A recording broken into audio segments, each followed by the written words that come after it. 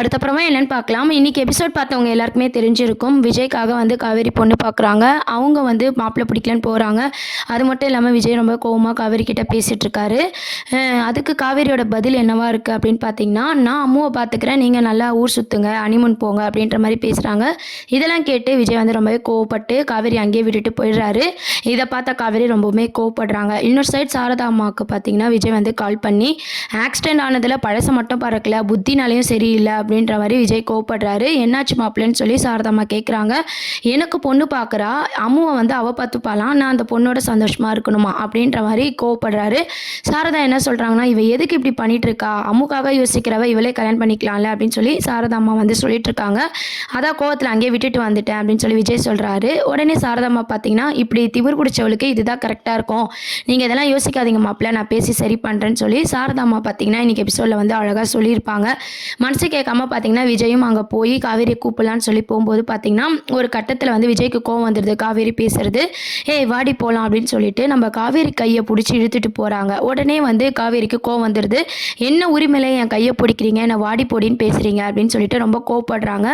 அப்போ தான் விஜய்க்கு தெரியுது நம்ம வந்து எமோஷ்னலில் வந்து பழைய மாதிரி பேசிட்டோம் அப்படின்ற உண்மையை விஜய் புரிஞ்சுக்கிட்டு அப்படியே வந்து அழகாக சமாளிக்கிறாரு. நான் கோவத்தில் அப்படி பண்ணிட்டேன், சாரி அப்படின்னு சொல்லிட்டு.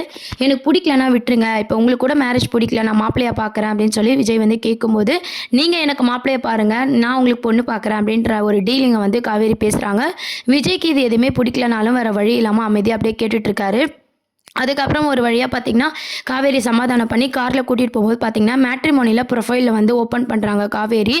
அப்போ வந்து விஜய்க்கு அதெல்லாம் பார்க்கவே கடுப்பாக இருக்குது. அவங்களுக்கு எந்த மாதிரியான மாப்பிள்ளை வேணும், அவங்க கோவமாக இருந்தாலும் அவங்கள எப்படி சமாதானப்படுத்தணும், அவங்கள எப்படி லவ் பண்ணணும் அப்படின்ற விஷயத்த காவேரி சொல்கிறத கேட்டு விஜய் வந்து அப்படியே சாந்தமாக அப்படியே அவரே வந்து கூல் பண்ணிக்கிறாரு. இருந்தாலும் பார்த்திங்கன்னா காவேரி வந்து மேட்ரிமோனியில் ப்ரொஃபைல் ஓப்பன் பண்ணது, அவங்களுக்கு மாப்பிள்ளை பார்க்குறது எதுவுமே பார்த்திங்கன்னா விஜய்க்கு வந்து பிடிக்கல. செமையாக கோவம் வருது. வெளியே காமிச்சிக்காமல் இன்றைக்கி எபிசோடை வந்து மூவ் பண்ணிட்டு இருந்தாங்க.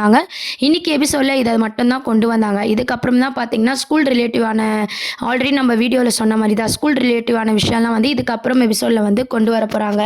அதாவது ஸ்கூலில் வந்து காம்படிஷன் நடக்குது, அப்பா அம்மா கலந்துக்கணும்னு சொல்கிறாங்க. ஆக்சுவல் சொன்ன மாதிரி தான் அம்முக்கு அம்மா இல்லை அப்படின்னு சொல்லிட்டு நம்ம காவேரி வந்து அம்மா அப்படின்ற இதில் இருக்காங்க. விஜய் காவேரி வந்து அதில் கலந்துக்கிறாங்க. அம்மு வந்து வின் பண்ணுற மாதிரி காமிச்சிருக்காங்க.